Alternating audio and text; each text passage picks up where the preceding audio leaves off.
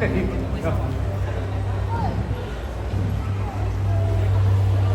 hindi kita makita, Ama? Damahin mo. Yarit kaluluwa. Ang kaluluwa ko sa bibi ng pangamba. At hanap kita sa darating na pagdurusa. O Diyos ko, aking Ama, ako bagay, pinabayaan mo na.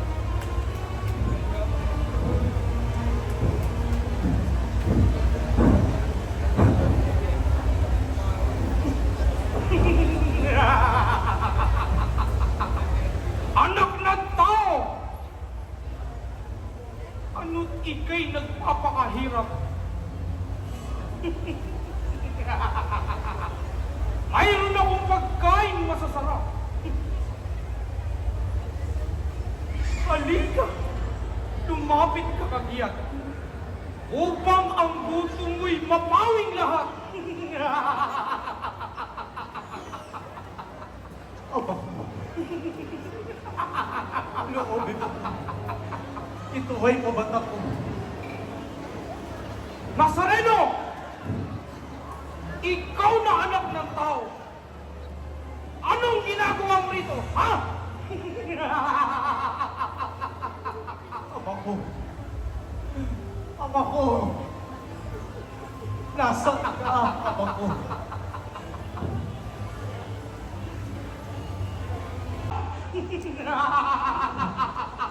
Sa labas.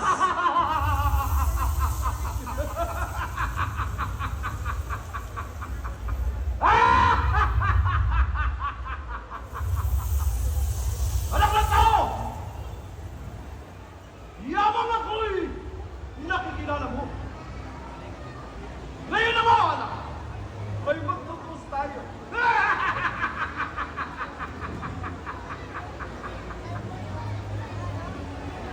Ikaw, ang lalong pinakamaganda sa langit. Ngunit maigitin ka. At pati ang kapangyarihan ng Diyos Ama ay kinaiingitan mo. At ibig mo pang makuha. Ako! Ako ang hari ng impyerno! At napumundo! Ang sinumpang kadiliman. Doon ka mananahan. Kadiliman! Iyon! Yun ang tawag sa akin! Nasaan?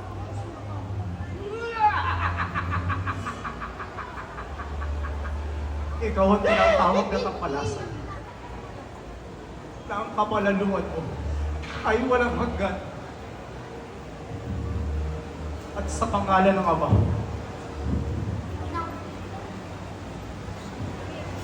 ay bumabalo sa kakilakilabot ng kasamaan sa buong katawan. Oo! Oo! At magkagayon mo. Ito'y lumalahati ko naman! Ang aking kapangyarihan ay ikaw. Anak ng Diyos na buhay! Ano? Nagtitiis ka ng... Narito! Narito ang kapangyarihan mo. Na ang tanga kong bato'y gawin mong tinapay ng gusto. Nang mapawi naman niyang gusto mo.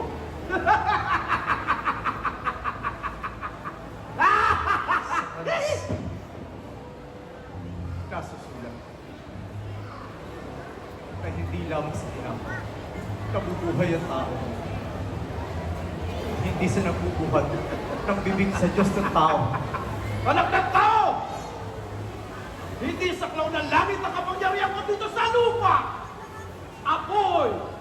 Apoy na naglalatang ng aking kapangyarihan! Hindi mo pagkamayaan kahit sino ba. Ang tao ay panalo at mahihilig sa kasalanan.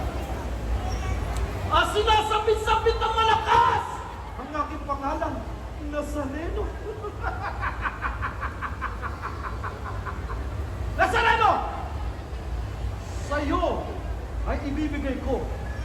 kaluwalhatian ito. At ang lahat ng kapamahalaan dito ay mapapasayo. Yan ay kung ako'y iyong sasabahin. Hindi ba nasa sulat? Nasa Panginoon ng Diyos Ama ay sasamba ka totoo. Ako! Sasamba ako! Oo. At tutuparin mo ito. Na ang mga daig ng banal na tao ay abot sama ko. Naway patawarin sa mga salang ito. Upang sa kanila ay mabuksan ang pintuan. At yan! Yan ba ang iyong ipinarito? Ihain ang buhay mo sa pagsakot. Sumpang lahi ng mga tao! Ha?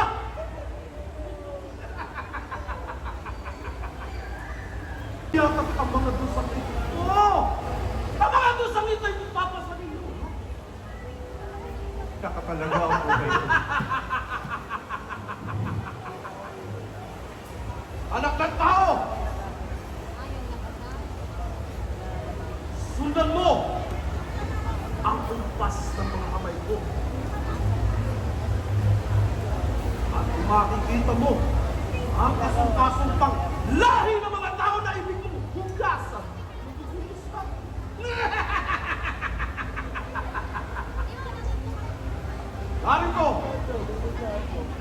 Narito ang hanay ng mga kapangyarihang haring mararangal. Si Antonobeses na nagpapatay sa 50 taong mga banal at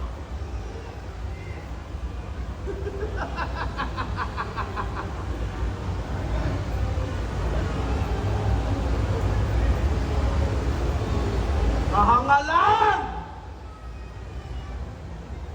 at titiisin mo na maibuhos ang banal na dugo mo sa kalupitan ng mga lahi nito, ha?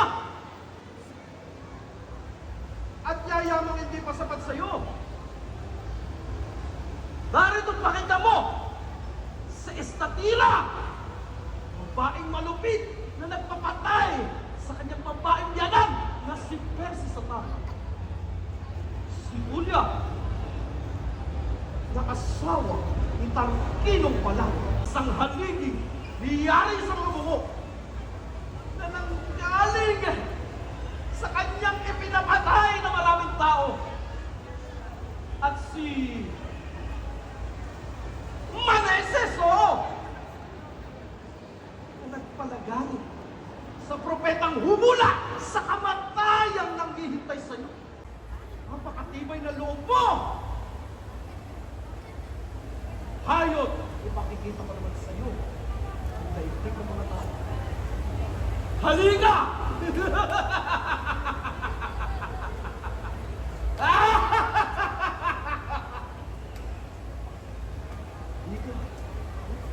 Ganyan nga!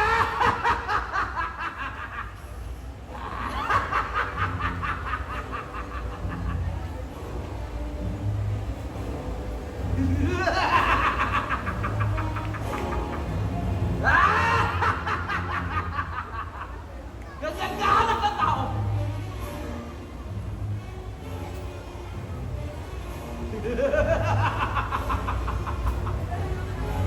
At ngayon, nakikita mo ba, Jesus? Ang bundok ng Himalaya na ang dakong tinutunghan ay ang Asya. Lalo pang nagtutuyo at minsan na may masakit.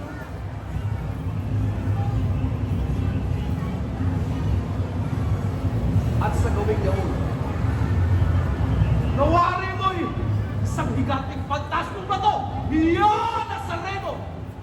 Yan ay si Sem, ang anak ng isinumpali ng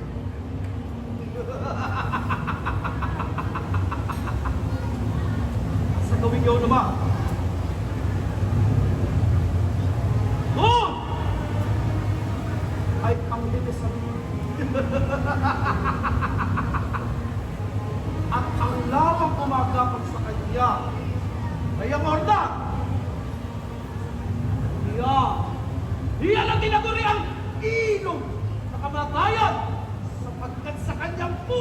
ay umaako sa sumpa sa Gomora, Sodoma at Adama. At ang kapatagan naman yun, ng lupa na sa bulon, ay siya na siya mong sinilangan.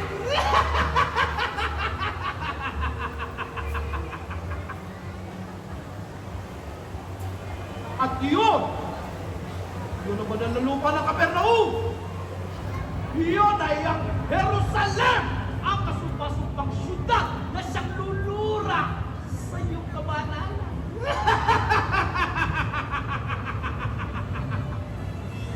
At ang mga lupang yun namasdan ay sagana sa kayamanan.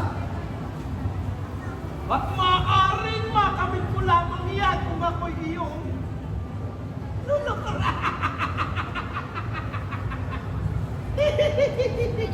Hindi ako. Ah! Hindi ikaw. Ako! At ang buong panahon. Lulod ako! Ha? Anak ng tao! Ngayon pagbigyan mo ako sa aking huling kahiligan.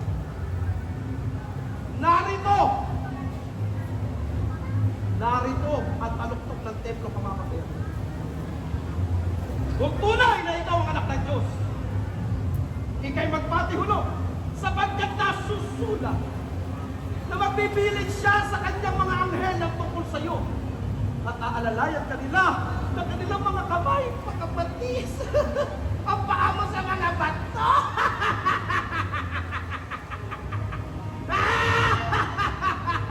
Satanas.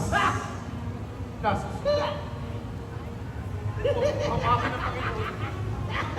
Siya lamang ang iyong sasambahin. Ah! Palalo! Huwag!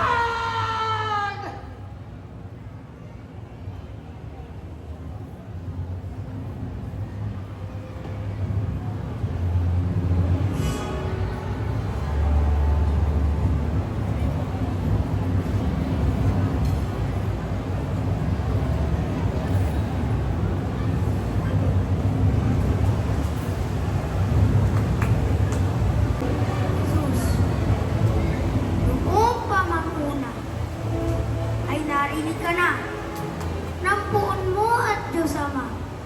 Tanggapin mo ang kanyang alaala upang mapawi ang gutom mong lahat na